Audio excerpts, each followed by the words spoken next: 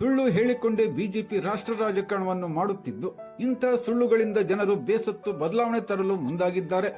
ರಾಜ್ಯದಲ್ಲಿನ ಗ್ಯಾರಂಟಿಗಳು ಕಾಂಗ್ರೆಸ್ ಪಕ್ಷದ ಗೆಲುವಿನ ವಿಶ್ವಾಸವನ್ನು ಹೆಚ್ಚಿಸಿವೆ. ಕ್ಷೇತ್ರದ ಅಭಿವೃದ್ಧಿಗೆ ಹಲವಾರು ಕೆಲಸಗಳನ್ನು ನನ್ನ ರಾಜಕೀಯ ಜೀವನದಲ್ಲಿ ನೀಡುತ್ತಲೇ ಬಂದಿದ್ದೇನೆ. ಪಕ್ಷದ ಕೆಲಸಗಳನ್ನು ನೋಡಿಕೊಂಡು ಜನ ಮತದಾನ ಮಾಡುತ್ತಾರೆ ಹೊರತು ವ್ಯಕ್ತಿಯ ವರ್ಚಸ್ಸಿನಿಂದ ಅಲ್ಲ ಎಂದು ಶಾಸಕ ಆರ್.ವಿ. ದೇಶಪಾಂಡೆ ಅವರು ಹೇಳಿದರು. ಭಾನುವಾರ ಹಳೆ ದಾಂಡೇಲಿಯ ಗಾಂಧಿ ಚೌಕ್ ಬಳಿ ಲೋಕಸಭಾ ಚುನಾವಣೆಯ ಕಾಂಗ್ರೆಸ್ ಪಕ್ಷದ ಬಹಿರಂಗ ಪ್ರಚಾರ ಸಭೆಯಲ್ಲಿ ಗ್ಯಾರಂಟಿ ಕಾರ್ಡ್ಗಳನ್ನು ಬಿಡುಗಡೆಗೊಳಿಸಿ ಮಾತನಾಡಿದರು. ಇಂದು ಸಂವಿಧಾನ ಇರುವ ಕಾರಣ ಚುನಾವಣೆ ನಡೆಯುತ್ತಿವೆ. ಇಲ್ಲವಾದರೆ ಮೋದಿ ದರ್ಬಾರ್ನಲ್ಲಿ ಚುನಾವಣೆ ನಡೆಯುತ್ತಿತ್ತು. ಮೋದಿಯ ಸರ್ವಾಧಿಕಾರಿ ನೀತಿಯನ್ನು ಅಂಬೇಡ್ಕರ್ ಸಂವಿಧಾನ ಕಟ್ಟಿಹಾಕಿದೆ. ಅದಕ್ಕಾಗಿ ನಾವು ಅಂಬೇಡ್ಕರ್ ಅವರಿಗೆ ಧನ್ಯವಾದ ಹೇಳಬೇಕು. ಎಲ್ಲರೂ ಪ್ರಜಾಪ್ರಭುತ್ವವನ್ನು ಬಲಪಡಿಸಲು ಮತದಾನ ಮಾಡುವುದು ಅತಿ ಮುಖ್ಯ. ಎಲ್ಲರೂ ಕಡ್ಡಾಯವಾಗಿ ಮತದಾನ ಮಾಡಿ ಕಾಂಗ್ರೆಸ್ ಪಕ್ಷವನ್ನು ಗೆಲ್ಲಿಸಿ ಎಂದರು. ಉದ್ಯೋಗ ಸೃಷ್ಟಿ ಮಾಡುತ್ತೇನೆ ಎಂದು ಅಧಿಕಾರಕ್ಕೆ ಬಂದ ಎನ್ಡಿಎ ಸರ್ಕಾರ ಕಳೆದ 10 ವರ್ಷಗಳಲ್ಲಿ 20 ಕೋಟಿ ಉದ್ಯೋಗ ಸೃಷ್ಟಿ ಮಾಡಬೇಕಿತ್ತು. ಆದರೆ ದೇಶದಲ್ಲೇ ನಿರುದ್ಯೋಗ ಹೆಚ್ಚಾಗುತ್ತಲೇ ಇದೆ. ಸುಳ್ಳು ಭರವಸೆ ನೀಡಿ 15 ಲಕ್ಷ ರೂಪಾಯಿ ಯಾರ ಖಾತೆಗೂ ಬಂದಿಲ್ಲ. ಯಾವ ಅನುಷ್ಠಾನವನ್ನು ಇಂದಿಗೂ ಜಾರಿಗೆ ತಂದಿಲ್ಲ. ಇದು ಬಿಜೆಪಿ ವೈಫಲ್ಯ ಎಂದು ಕಿಡಿಕಾರಿದರು.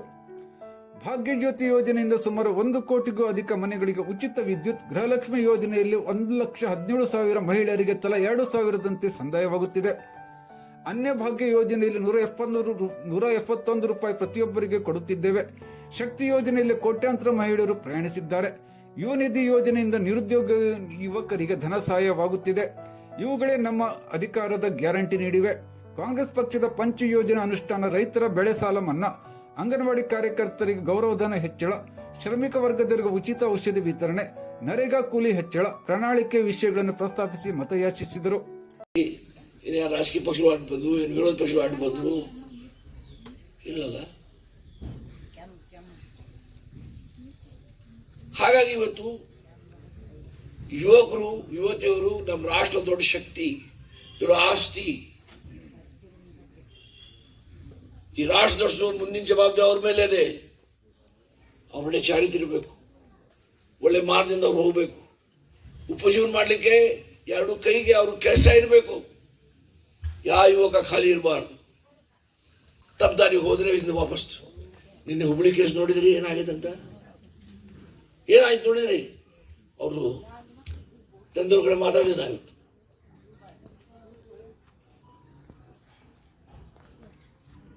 ಹಾಗಾಗಿ ಇಂಥ ಮಾತು, ಇಂಥ ಘಟನೆಗಳು ನಾವು ಖಂಡಿಸಬೇಕು ತೀವ್ರ ಶಬ್ದದಲ್ಲಿ. ಯಾರು ಇರಲಿ, ನಾವು ತೀವ್ರ ಶಬ್ದದಿಂದ ಖಂಡಿಸಬೇಕು.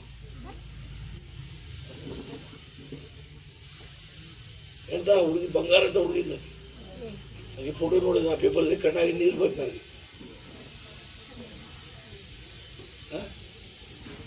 ಹಾಗಾಗಿ ಈ ತರದ ಘಟನೆಗಳು ಆಗ್ತಾ ಹೋದ್ರೆ ಏನಾಗುತ್ತೆ?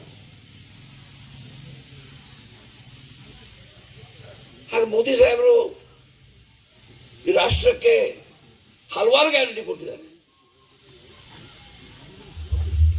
ये मोदी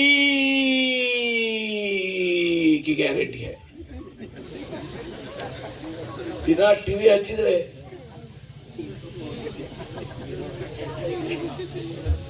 ಹೌದಲ್ಲ,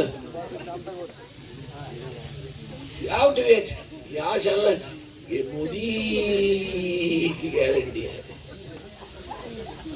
ಸೊ ಈ ಒಂದು ಗ್ಯಾರಂಟಿ ಹಿಂಗಾಯ್ತು. ಬೇಕಾದವರು ಹೆಚ್ಚಾಗಿದ್ದಾರೆ ಪಾಪ. ಇದು ಒಂದು ಭಾಗ. ಎರಡನೇದು ಏನ್ ಹೇಳಿದ್ರು? ದೇಶ ವಿದೇಶದಿಂದ ಕಪ್ಪಣ ವಾಪಸ್ ತರಿಸ್ತೇನೆ. ಈ ಸಂದರ್ಭದಲ್ಲಿ ದಾಂಡೇಲಿ ಬ್ಲಾಕ್ ಕಾಂಗ್ರೆಸ್ ಅಧ್ಯಕ್ಷ ಮೋಹನ್ ಅಲ್ವಾಯ್, ಮಾಜಿ ಅಧ್ಯಕ್ಷ ವಿ.ಆರ್. ಹೆಗಡೆ, ಅಲ್ಪಸಂಖ್ಯಾತ ಘಟಕದ ಅಧ್ಯಕ್ಷ ಇಕ್ಬಾಲ್ ಶೇಖ್, ದಾಂಡೇಲಿ ಬ್ಲಾಕ್ ಕಾಂಗ್ರೆಸ್ ಮಹಿಳಾ ಅಧ್ಯಕ್ಷ ರೇಣುಕಾ ವನ್ನಂ, ಪಕ್ಷದ ಪ್ರಮುಖರಾದ ಸಫುರ ಯರ್ಗಟ್ಟಿ, ಶಿಲ್ಪಾ ಕೊಡೆ, ವೆಂಕಟರಮ ಮೈತ್ಕುರಿ, ಅನಿಲ್ ರಾಯ್ಕರ್, ಕೀರ್ತಿ ಗಾಂವ್ಕರ್, ಅನಿಲ್ ದಂಡ್ಗಲ್, ಉಸ್ಮಾನ್ ವಹಾಬ್ ಇದ್ದರು.